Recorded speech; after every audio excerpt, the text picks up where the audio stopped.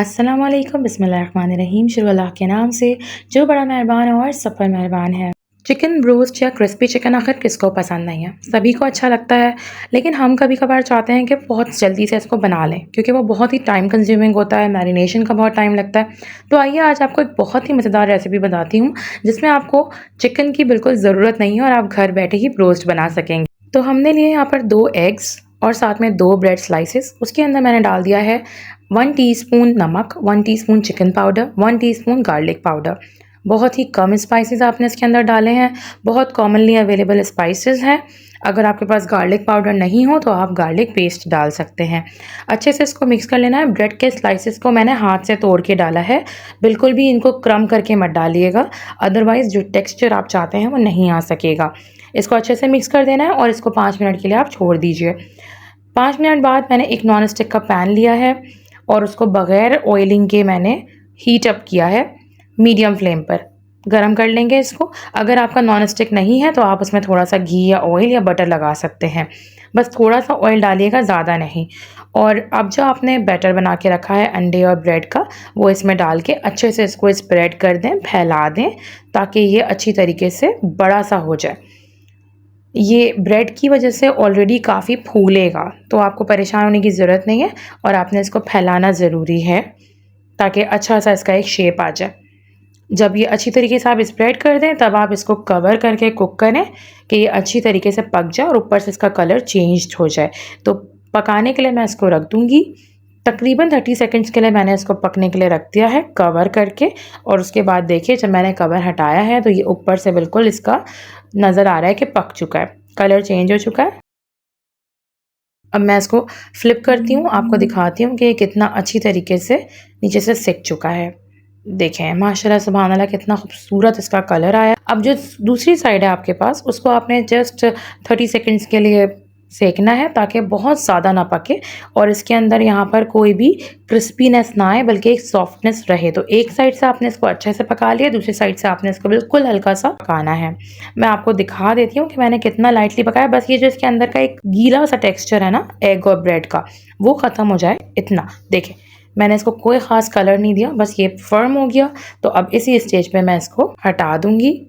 अगर आपको लगता हो कि थोड़ा कच्चापन है तो आप थोड़ा और पका लें, अदरवाइज़ यहाँ पर ये बिल्कुल परफेक्ट है। हम इसको किसी भी कटिंग या चॉपिंग बोर्ड पर आप डाल सकते हैं। अब चॉपिंग बोर्ड पे डालकर, गरम है ये, गरम गरम में ही मैंने इसको स्लाइसेस में कट कर लेना है।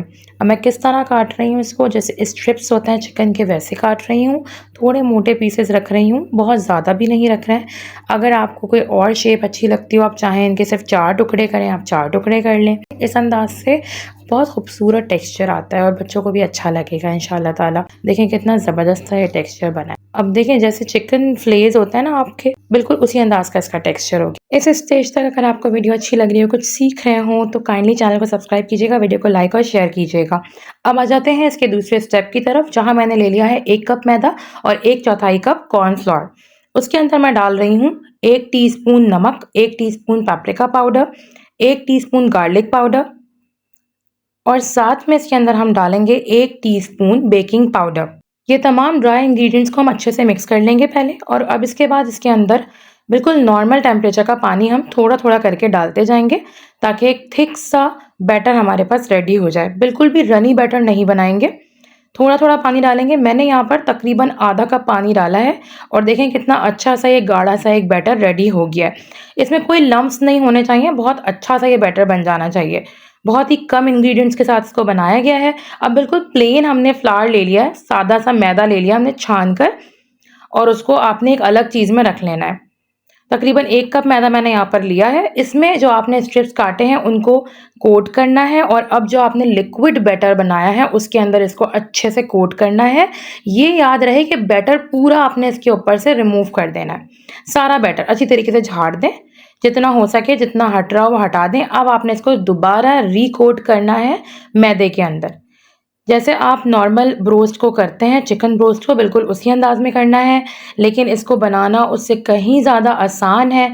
फिर जैसे रेगुलर बेसिस पे हम बच्चों को चिकन नहीं दे पाते हैं, तो उसके लिए बड़ा अच्छा है कि आपने आराम से ये एग बना दिया और बच्चों ने एग्स भी खा लिए। इस तरीके से उनको एक कंप्लीट मील मिल जाएगा, ब्रेड भी चली गई पेट में।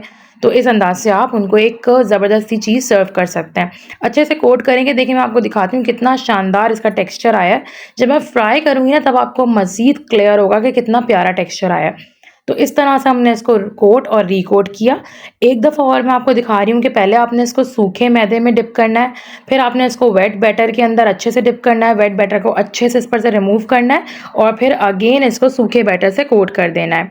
यह बैटर जो है उसको झाड़ना अच्छी तरीके से कि एक्सेस सारा मैदा इस पे से रिमूव हो जाए, उसी से टेक्सचर आता है।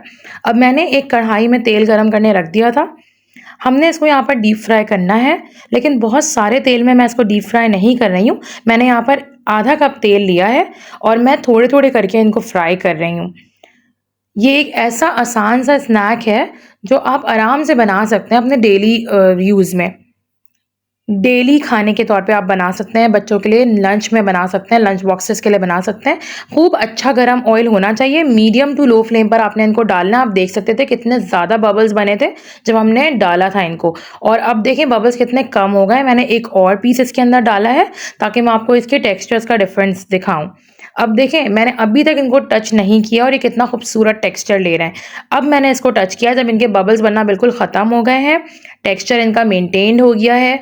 इन बातों का ख़्याल आपने इसमें भी रखना है क्योंकि आप इसको बिल्कुल ब्रोस्ट की तरह बना रहे हैं। आप चाह रहे हैं कि एक ब्रोस्ट का हेल्दी ऑल्टरनेटिव अपने बच्चों को, अपने घरवालों को दे सकें, एक नई सी रेसिपी उनको इंट्रोड्यूस करा सकें, तो ये इसलिए है। अब इसको बिल्कुल मीडियम टू लो फ्लेम पर हमने फ्राई करना है, हाई फ्लेम पे नहीं करना, ताकि जो इसके क्रम्स है ना, जो इसकी कोटिंग है वो बिल्कुल ब्रोस्ट की तरह क्रिस्पी करारी हो और साथ-साथ बहुत हार्ड भी ना हो। बहुत ही मज़ेदार ये बनेगी, बहुत अच्छी होगी। तो इस तरह आपने इसको हल्के फ्लेम पर ही कुक करना है। जल्दबाज़ी में जल्दी-जल्दी से बनाने से क्या होगा, ये बहुत ही हार्ड हो जाएँगे और मज़ा नहीं आएगा आपको खाने में। तो अब देखें स्लो फ्लेम पे पकाने पर कितना मज़ेदार किस्म का इनका कलर आ गया है और कितना खूबसूरत टेक्सचर आ गया है। तो अब मैं इसको यहाँ पर रिमूव कर रही हूँ। बहुत क्रिस्पी और बहुत मज़े की रेसिपी बनती है, इसको आप ज़रूर ट्राई कीजिएगा। आप यकीन जाने आपको बच्चों को बहुत पसंद आएगी इंशाअल्लाह ताला। अल्लाह ताला बरकत दे हम सबके रिज़्क़ में, कमाई और कारोबार में। अल्लाह ताला हम सबके दस्तरख़ानों को अपनी नेमतों, बरकतों सजाए रखें, सँवारे रखें। आमीन सुम्मा आमीन। चैनल को सब्सक्राइब कीजिएगा, वीडियो को लाइक एंड शेयर कीजिएगा। जज़ाकल्लाह खैर।